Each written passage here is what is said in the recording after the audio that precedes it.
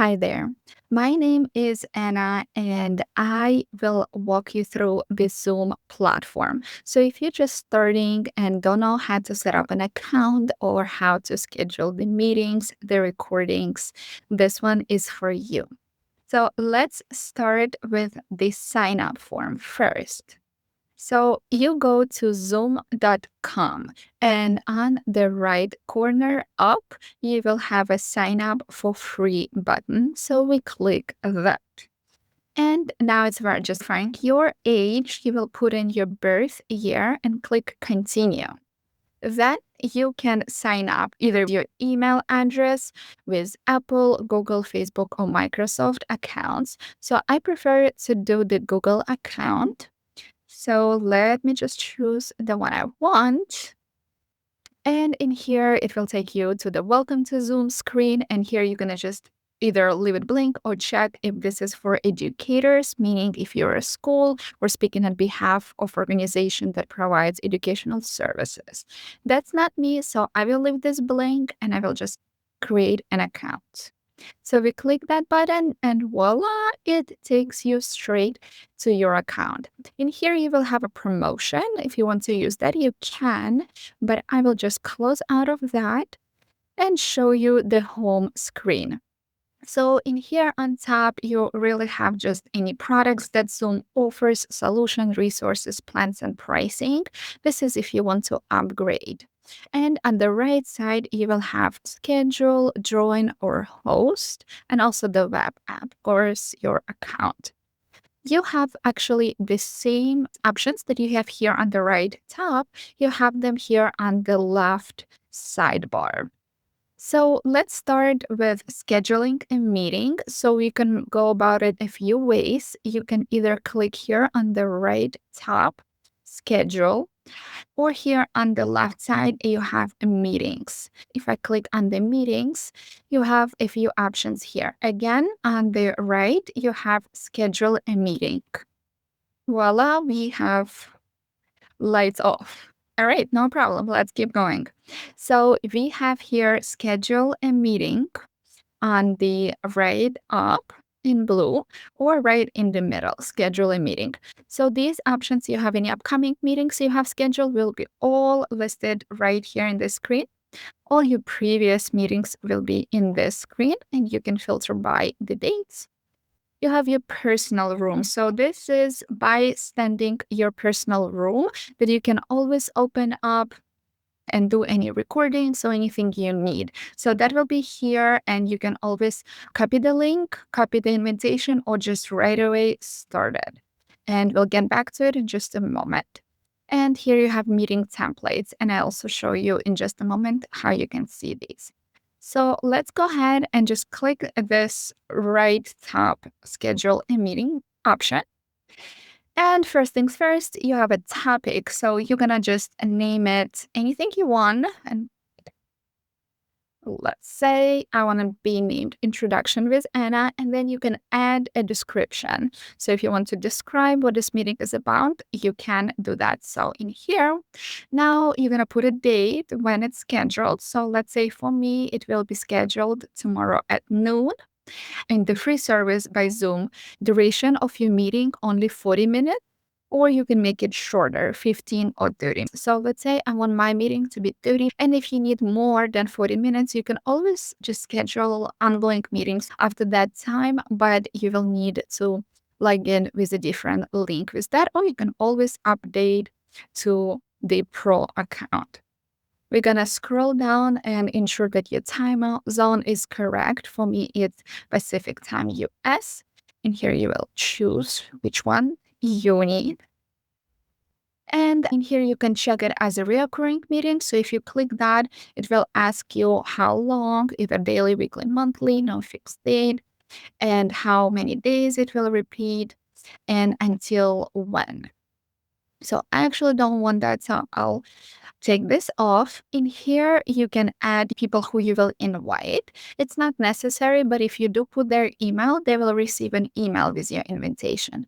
What I prefer to do is copy the link personally and send that to them personally through external social media platforms. So then we have the ID. So I prefer to use to generate automatically, or you can use your personal meeting ID. I will use it automatically generated by Zoom. So here is where you have the template. So let's say you want this to be your personal template. We will create that later on. But if you did already have any templates, you could have choose them in here.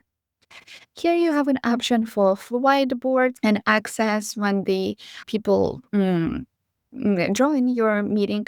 You can use the whiteboard in Zoom or also share any documents that you might have.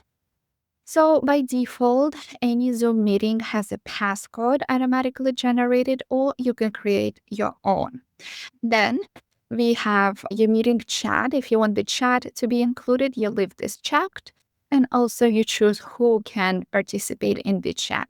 So for me, it will be both the host and the participants.